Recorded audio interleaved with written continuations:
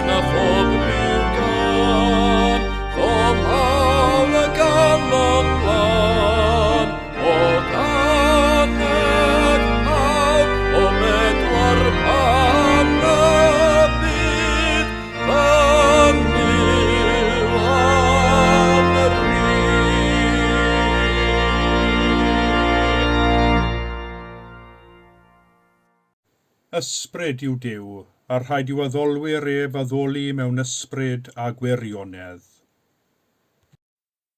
Garedigion yng Nghrist, yr ydym yn presenoldeb y Duw byw a holl gwmpaini nef, i offrym iddo, trwy ein harglwydd Iesu Grist, ein haddoliad a'n mawl a'n diolch, i gynyddu mewn gwir wybodaeth o'i gariad mawr tuag atom, ac i'w ras gael dwi'n ffrwyth yn ein bywydau. Yr ydym wedi dod i wrando a derbyn sanctaidd a'r Duw, i geisio grymusol nerth yr ysbryd glân, ac i weddio dros ym ein hunain a thros bawb, fel y derbyniwn y pethau hynny sydd rhaid i ni wrthynt yr ein lles a'n daioni. Ond yn gyntaf, cyffeswn ein pechodau, a cheisio gan ein tad, ei fyddeiant a'i dangnefedd. Cyffeswn i Dduw holl alluog, y tad y mab yr ysbryd glân, i ni bechu ar feddwl gair a gweithred. Gadawsom heb ei gwneud y pethau dylasam ei gwneud, a gwneithom y pethau na ddylasam ei gwneud. Gan hynny, gweddiwn ar ei Dduw drigyrhau wrthym.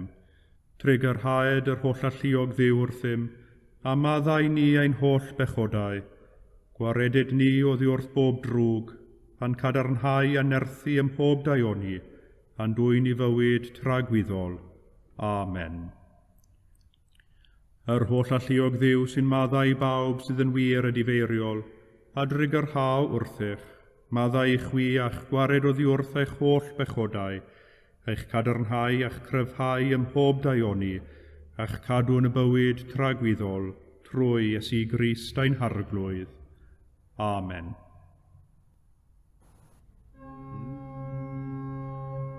Arglwydd a gorau'n gwefusau, a'n genau a fynegad y foliant. Duw brosiau'n canorthwyo, arglwydd braserau'n camorf. Gogoniant i'r tad ac i'r mab ac i'r ysbryd glân, megis yr oedd yn y dechrau, y mae'r awr hon ac a bydd yn wastad, yn oes oes oedd. Amen. Molwch yr arglwydd, Olianis fyddo enw'r arglwydd.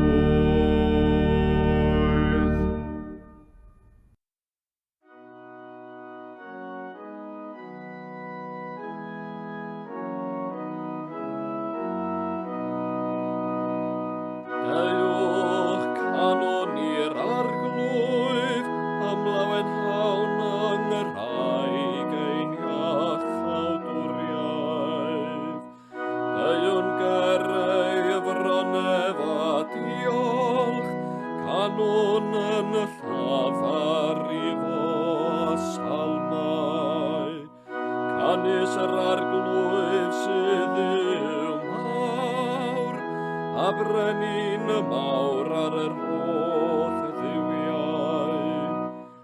O blegyd yn ei lawef y mae gorddyn derau'r ddaiar, ac efebiau uchelder y mynyddoedd. Y mor sydd eiddo canis efe a'i gwnaeth, a'i ddwylo a lunio fy sychtir. Deiwch a falwn a syrthion i lawr, a gostwn ger bron yr arglwydd ein gwnaethurwr. Canis efe ei wendiw ni, a nina ei bobl efa defaid ei borfa, heddiw os grandewch ar ei leferydd cewch brofi ei nerf. Gogoniant i'r tad ac i'r mab, ac i'r ysbryd glan. Megis yr oedd yn y dechrau, a mae'r awr hon ac y bydd yn y wastad, yn oes oes oedd. Amen.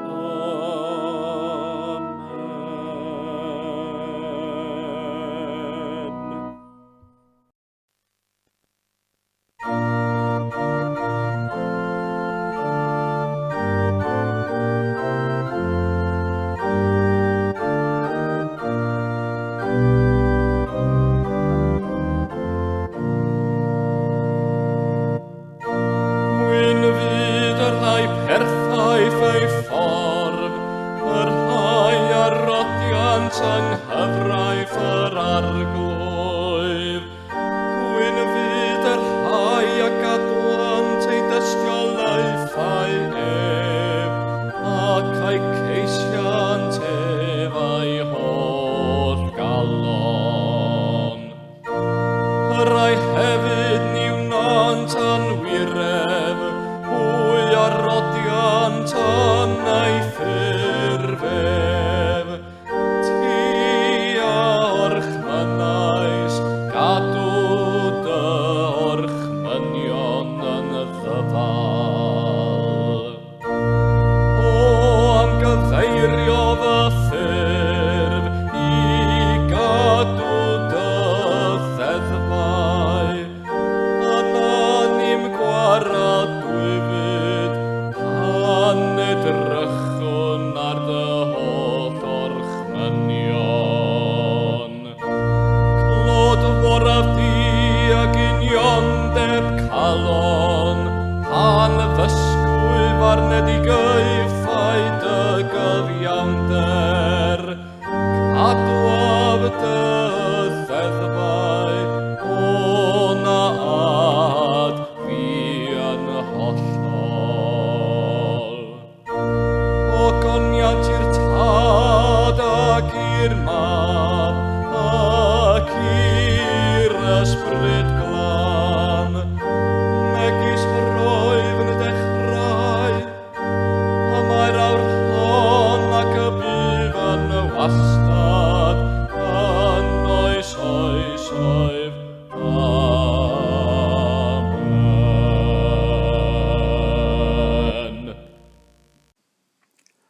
Darlleniad o lyfr Exodus, y pas cyntaf.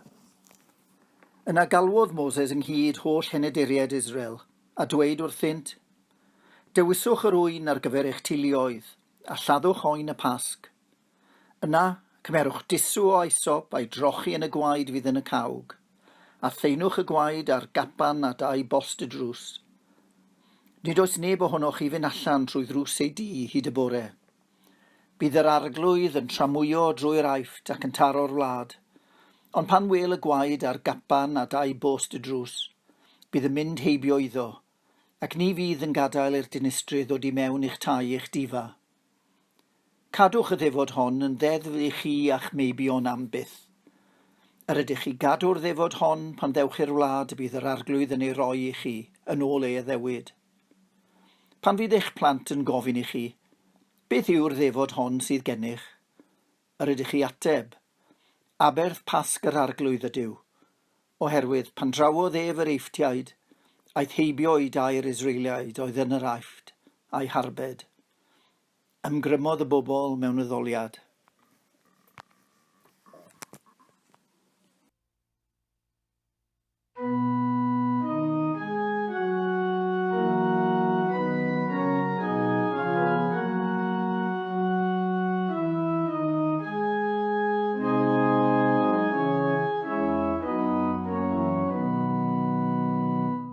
Bendigedig fyddo arglwydd yw Israel, hanes a fe amwelodd ac abrynodd ei bobl, ac a ddyrchafodd iach awtoriaeth nerthol i ni, anhyd a fydd ei wasanaeth o'r. Megis y ddywedodd trwy enau ei sanctau proffwydi, yr rhai o'i modd a chreuad y byd, yr anfon a fe fi'n i ymwared rhag ein gelynion, ac oddi wrth wylo pawb sy'n ein casau.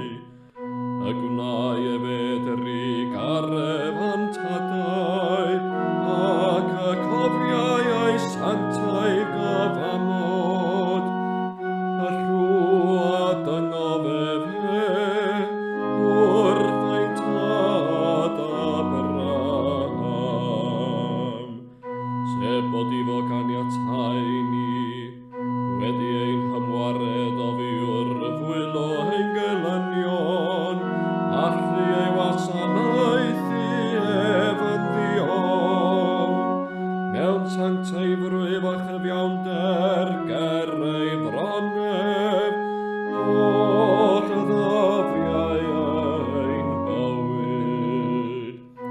A thithau Babelwyr yn broffwyd i'r goruchaf, canis tiau o flaen wyneb yr arglwydd i baratoi ei ffurfedd, ac i roddi gwybodaeth iach awdwriaeth i'w bobl ef, trwy faddaiant o'i pechodau. Oherwydd tirioneb tri garef ein Duw, trwy'r hon yr ymwelodd fan i godiad hael ar uchelder, i roddi llewyrch i'r rhai sydd yn eistedd mewn tywyllwch a chasgodangau, ac i gyfeirio ein traed i ffordd tangnefedd. Gogoniant i'r tad ac i'r mab, ac i'r ysbryd glân, megis yr oedd yn y dechrau, y mae'r awr hon ac y bydd yn wastad, yn oes oesoedd.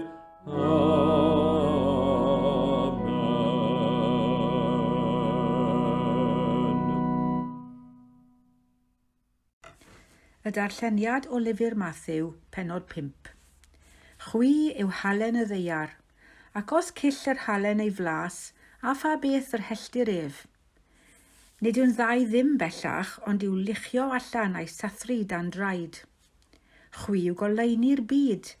Ni ellir cuddio dinas a osodir ar fryn, ac nid oes neb yn goleio canwyll ac yn ei rhoi dan lester, ond yn hytrach ar gan hwyllbren, a bydd yn rhoi gola i bawb sydd yn y tŷ.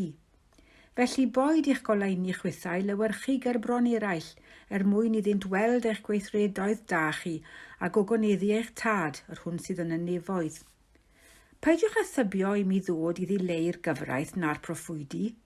Ni ddeithym i ddileu, ond i gyflawni. Yn wir, rwy'n dweud wrthych, hyd nes i nef a deiar ddarfod, ni dderfydd yr un llythyren na'r un manylun lleiaf o'r gyfraith nes i'r cwbl ddigwydd.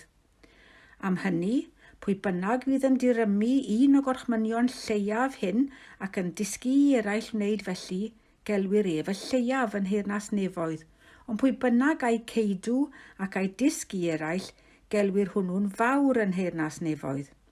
Rwy'n dweud wrth eich, oni fydd eich cyfiawnder chi yn ragori llawer ar eiddo'r ysgrifenyddion a'r phariseiaid, nid ewch byth i mewn i deyrnas nefoedd. Dyma derfyn y llys. Credaf yn i'w dad holl gyfoethog, creawdwr nef a deiar, ac yn Iesu Grist ein fab ef ein harglwydd ni, yr hwn a gai trwy'r ysbryd glân, a aned o fair forwyn, a ddioddefodd dan Pontiws Peilat, a groesoeliwyd a fe farw ac a gladdwyd. Disgynnodd uffern, y trydydd dydd y cyfododd o feirw a esgynnodd i'r nefoedd, ac yma'n eistedd ar ddeheilawd i'w dad holl gyfoethog, o ddiynod aw i farnu'r byw ar meirw. Credaf yn yr ysbryd glân, yr Eglwys lân Gatholig, cymyn y Sant, myddeiant pechodau, at gyfodiad y corff, a'r bywyd tragwyddol. Amen. Ar arglwydd a fo gyda chwi, a chydath ysbryd ithau, gweddiwn.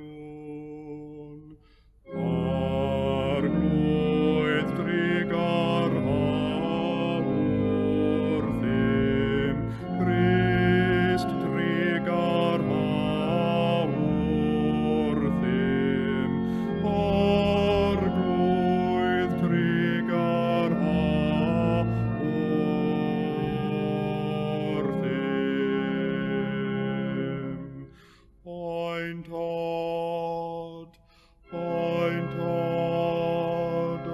hwnnwyd yna nefoedd, sanctaidd ierdenu, deled y dair nas, wneler dewallus, megis yna nef, felly ar y ddaiar hefyd. Dar oen i heddiw ein barab ein addiol, a maddain i ein dyledion, fel y maddaiwn in ein dyledwyr, ac nac arwain i brofedigaeth, aeth i'r gwared ni rhag drwg.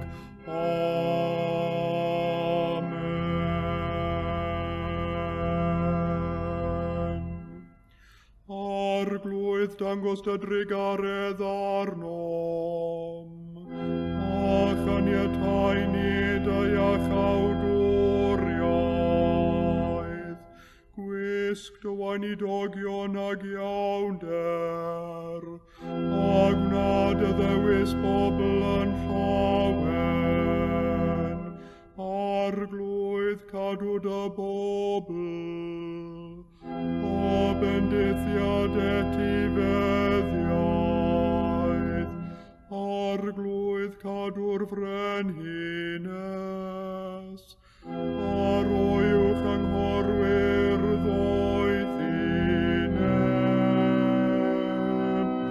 arglwydd dyrod angnefedd yn ein dyddiau, ac amddiffyn i byth yn erthol, Dyw glanhaen calonau, ac adnodd ysbryd yn iawn o'n mewn. Arglwydd pob nerth a chydernid ac awdur a rhoddwr pob daioni, plana'n ein calonau gariad at denw, ychwanegan o mwir grefydd, maetha ni a phob daioni, ac oedd fawr drigaredd cynnal ni yn ddynt, trwy Iesu Grist ein harglwydd. Amen.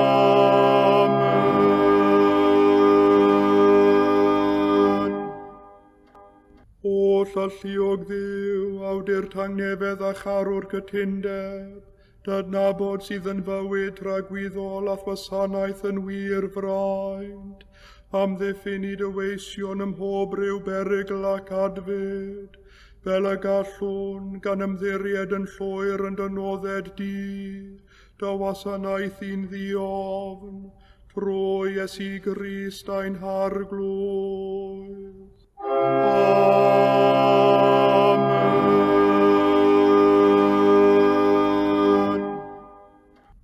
Nefol dad a'n cedwaist yn ddihangol hyd ddechrau'r dydd heddiw, am ddiffyn i ath gadarn allu, a chaniatân a syrthiwn y dydd hwn i unrhyw bechod, na rhedeg i unrhyw berygl, ond bod ein holl weithredoedd wedi ei lliwio wrth dylywodraeth, i wneud yn wastad yr hyn sy'n gyfiawn yn dolwg di, trwy Iesu Grist a'n harglwydd. Amen.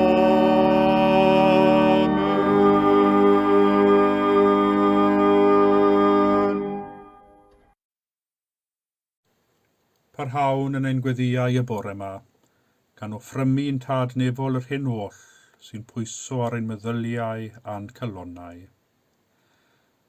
A dyma ni yn nesau at ddiwedd mis Awst a diwedd tymor yr haf. Diolchwn i Dduw am freintiau a rhinweddau y misoedd a'i theibio, am y cyfleoedd i ddalan a theulu a ffrindiau, am yr amser i ymlacio a gorffwyso. Diolchwn am fyd natur, am y tyfiant a'r eiddfedu. Diolchwn i ti o Dduw am y pleser o sylwi ar bwrlwm yr haf, am y newidiadau a welwn y myd natur wrth i'r tymor hwn fynd rhagddo, am gyfle i fwynhau gwyliau'r haf, a chyfle i atgyfnerthu'n gorfforol, yn feddyliol ac yn ysbrydol. Diolchwn i ti am fendithion y tymor hwn, trwy Iesu Grist a'n harglwydd. Amen. Gweddiwn dros yr eglwys, ac wrth i ni gofio y bore yma eiriau Iesu, chwi yw halen y ddaear a chwi yw goleini'r byd. Gweddiwn am gymorth Duw i ni gyflawni ein galwad a brwdfrydedd a sensitifrwydd, fel y gallwn ni trwy ein hyddoliad a'n gwaith, bod yn halen a goleini sy'n dwy'n gogoniant i'n tad nefol. O llalluog Dduw, y mae dysbryd glân yn cynysgeiddi'r eglwys ag ymrywiaeth cyfoethog o ddoniau. Caniatáu ni allu ei defnyddio i ddwy'n tystiolaeth i Grist trwy fywydau wedi ei hadeiladu ar ffydd a chariad. Gwna ni'n barod i fyw ei efengil ac yn eiddgar i wneud ei ewyllus, fel y gallwn rhannu gyda'r holl eglwys yn llawenydd y bywyd rhagwyddol, trwy Iesu Grist a'n harglwydd. Amen. A gweddiwn dros ein byd, gan barhau weddio dros bobl Affganistan, a'r sefyllfa ddyrus a thor calonnus a welwn yno.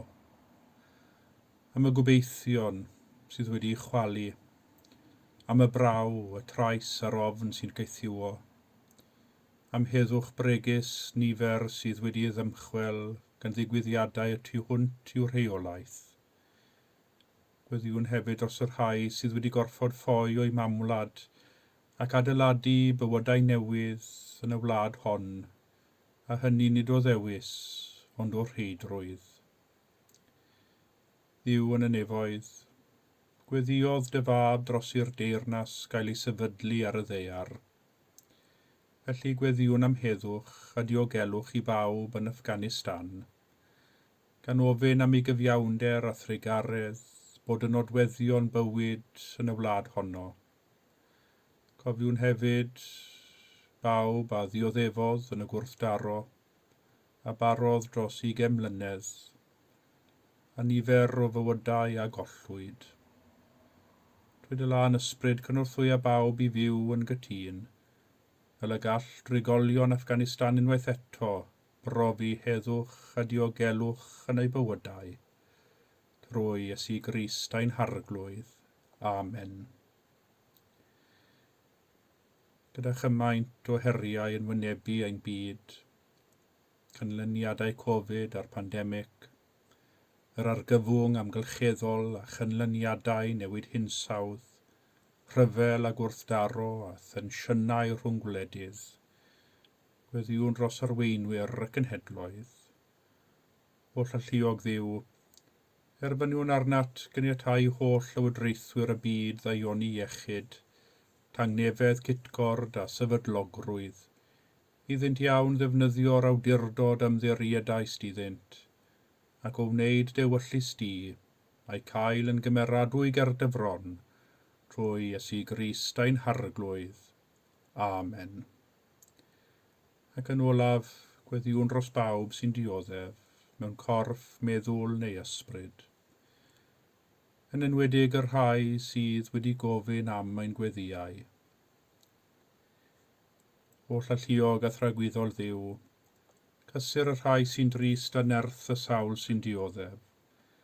Cyniatau weddiau dy blant sy'n llefain yn ei hembydrwydd y fod atat, ac i bob enaid sy'n drallodus rho dosteri, rho ryddhad, rho adnewyddiad, trwy Iesu Grist ein harglwydd.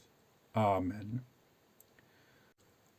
O Dduw Dad, rhoen i'r gostyngeidrwydd sy'n sylweddoli ein hanwybodaeth, cyfaddef ein camsyniadau, cydnabod ein hangen, croesawu cyngor, derbyn cerydd.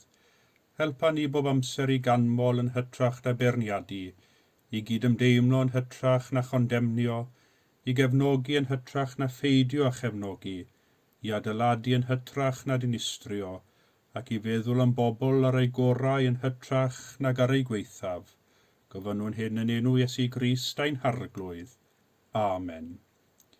Dywedwn gyda'n gilydd eiriau'r gras. Gras ein harglwydd Iesu Grist, a chariad Duw, a chymdeithas yr ysbryd glân, a fo gyda ni oll, byth bythoedd. Amen.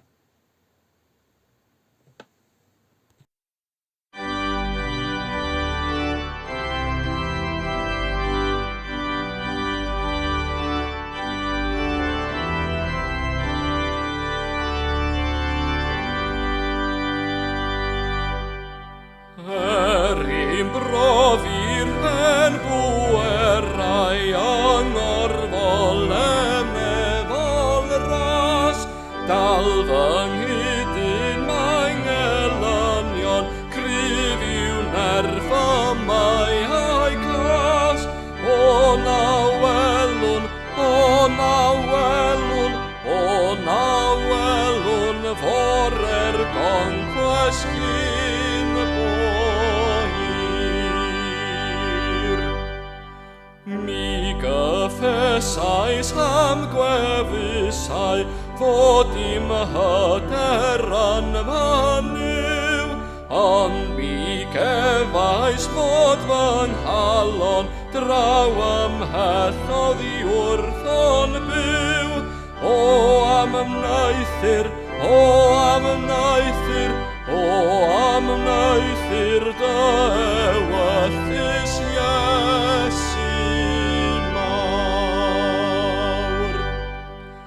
Yn fy newyn mawr am carpiau, tro fy wyneb ti arnef, o dan gwyfau calon rychiog, i bleraf ond atoef.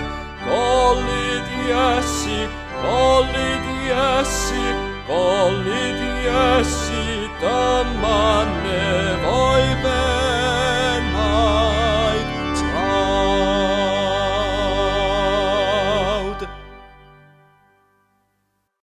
Chwi yw halen y ddeiar, ond os cyll yr halen ei flas, a pha beth yr helltir ef. Y drydydd adnod ar 10 o'r 5 bennod o'r Efengil yn ôl Sant Matthew. Dyn ni'n hen gyfarwydd ar ymadrodd, dwi'n siŵr. Mae neu hun halen y ddeiar, wrth sôn am rywun sy'n ymroi'n dawel bach i wneud cymwynas dros rhywun arall. Efalle fe ddefnyddiwn yr ymadrodd wrth sôn am rywun y rydym yn ei edmygu. Rhai blynyddoedd yn ôl bellach, fel rhan o raglen deledu S4C, roedd eitem halen y ddeiar, lle roedd gan y cyhoedd y cyfle i enwebu rhywun yn y gymuned oedd yn heiddi cael ei anrydeddu gyda'r teitl halen y ddeiar. Beth oedd wedi fy nharw dro ar ôl tro wrth wylio'r rhaglen hon, oedd y ffordd yr oedd y rhai oedd wedi cael ei henwebu dderbyn y fath yn Trydedd wedi cael cymaint o syndod wrth ei dderbyn. Roedd y syndod i'w weld yn blaen ar ei wynebau. Nid esgus bod yn swil neu'n ddiymhongar oedd y rhain, ond yr oedd cael ei hanrydeddu yn y fath fodd wedi dod fel gwir syndod iddynt, fel petaint yn ansicr a oeddynt yn ei heiddi neu beidio. Doeddent ddim yn ei gweld ei hunain fel halen y ddeiar o gwbl, yn hytrach roeddent yn gweld ei hymroddiad i'w cymunedau fel rhywbeth naturiol. Roeddent wedi bwrw ati i wneud rhyw gymwynas neu gilydd, nid allan o unrhyw gymhelliad o gyflawni dyletswydd, neu yn y gobaith o ennill wobr a chlod gan eraill, ond yn hytrach o'i parodrwydd i wneud cymwynas dros gymydog heb ffws na ffwdan, i wasanaethu'n dawel bach yn ôl y galw oherwydd ei cariad tuag at ei cymydog. Yn wir, dyma halen y ddeiar gorau, halen naturiol, sy'n rhoi blas ar gymdeithas ac sy'n gwneud daioni eraill. I bob un anrhydeddwyd gan y rhaglen, dwi'n siŵr yr oedd dysenni eraill y bydde'r un modd yn heiddi cael ei hadnabod fel halen y ddeiar. Ni all yr un gymdeithas na chymuned weithio'n effeithiol heb fod ganddynt ei halen y ddeiar sy'n gweithio'n dawel bach yn y cefndir. Wrth gwrs, daw'r ymadrodd halen y ddeiar a'r ffordd yr ydym yn ei ddeall yn syth o enau Iesu a'r adnod hon o Efengil Matthew sydd o dan sylw y bore yma. Chwi yw halen y ddeiar. Dywedodd Iesu y geiriau hyn yn syth ar ôl y gwynfydau, fel rhan o'r bregaeth ar y mynydd, y darn sylweddol hon o ddysgeidiaeth Iesu sy'n dechrau'n y 5 bennod o'r Efengil yn ôl Sant Matthew ac yn gorffen ar ddiwedd y 7 bennod.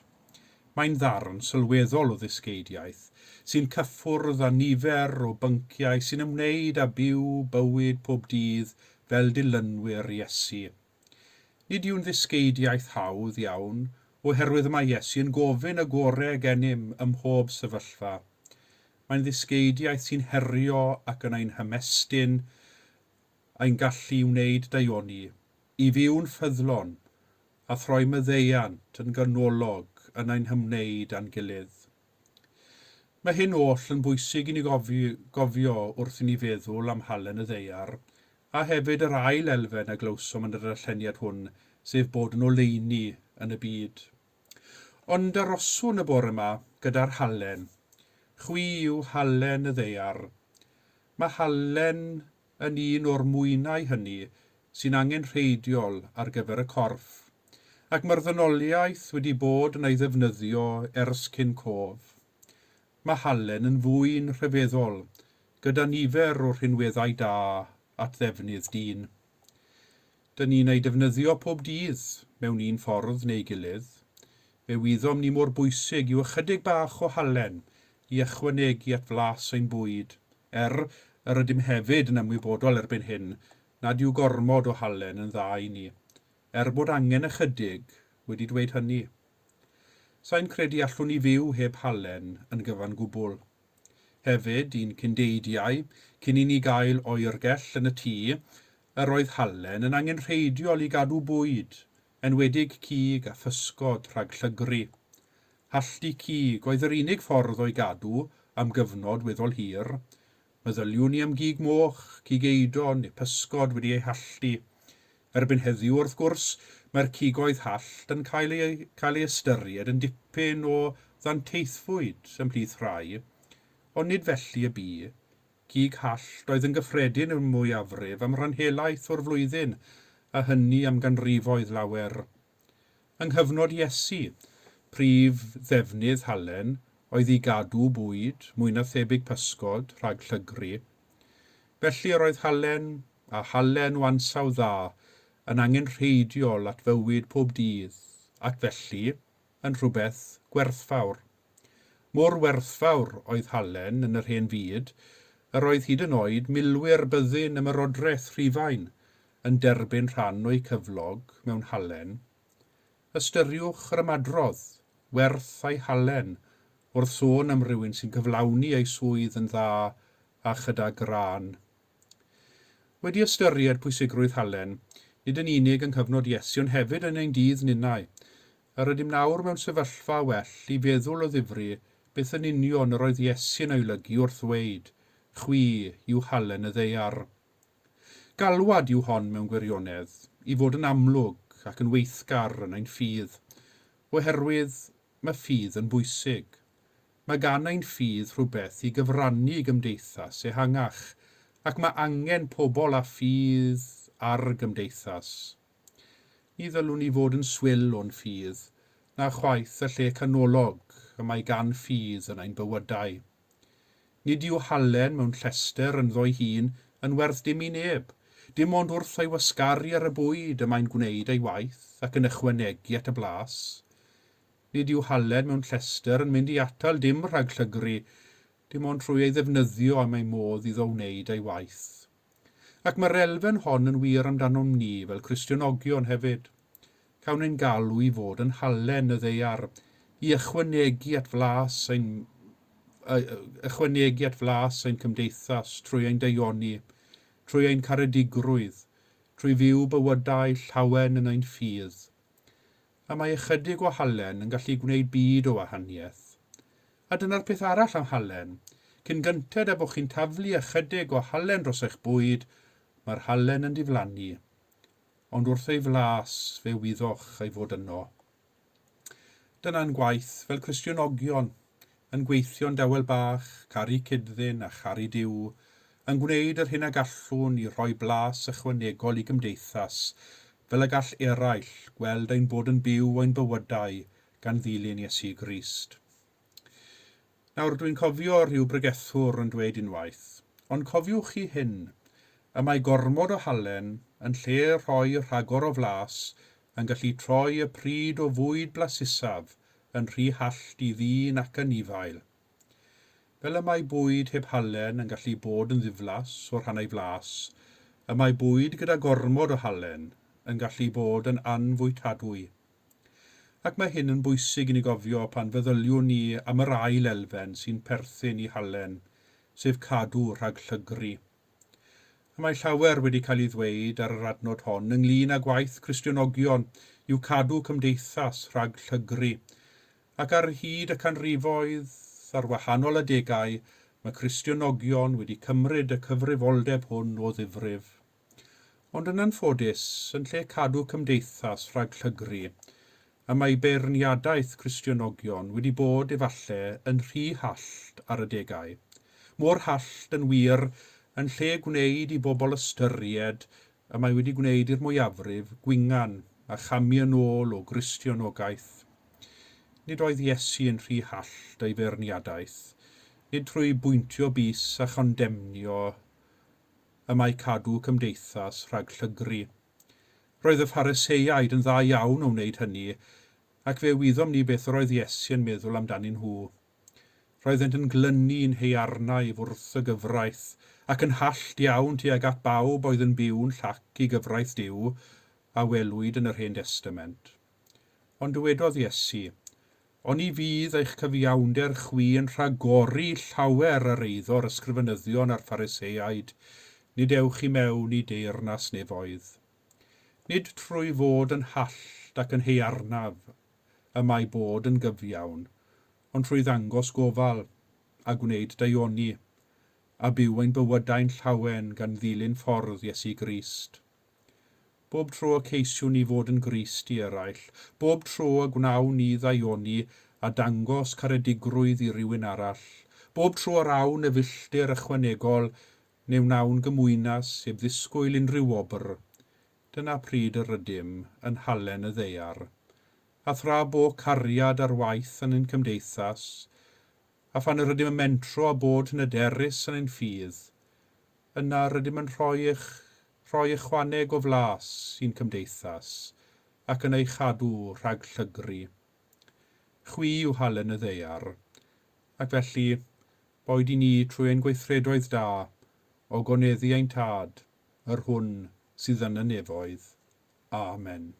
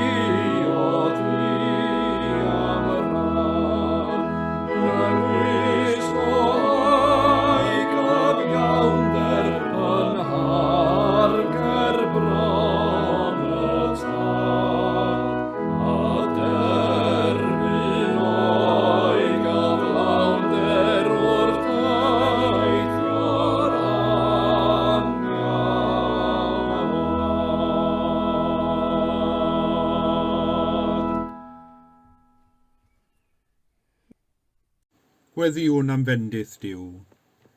Croesawwn bresenoldeb Duw ynom a chyda ni.